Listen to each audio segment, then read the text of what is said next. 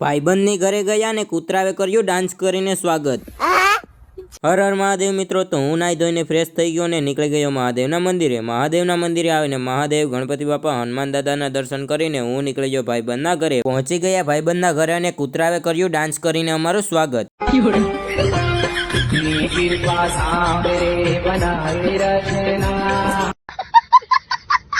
જે કામ માટે આપણે ભાઈબંધની ઘરે ગયા હતા એ કામ તો થયું નહીં, પછી અમે નીકળી ગયા ઘરે। ઘરે આવીને ન્યૂ યર સુડાવી લીધું +++। કમેન્ટમાં બધી કોંગ્રેચ્યુલેશન કહી દેજો। ને આ મિત્રો બપોરે અમારે ઘરે કોઈ નહોતું તો ભાઈબંધના ઘરે કરી લીધો આરામ કરી લીધો અને આવી ગયો ચા। આપણે પી લીધો ચા અને ભાઈબંધે કરી લીધો 4 વાગે નાસ્તો। ચા પીને અમે બંને ભાઈઓ નીકળી ગયા અમારો સામાન લેવા ને રસ્તામાં મળી ગયા ઇન્ડોનેશિયાના પ્લેયરો।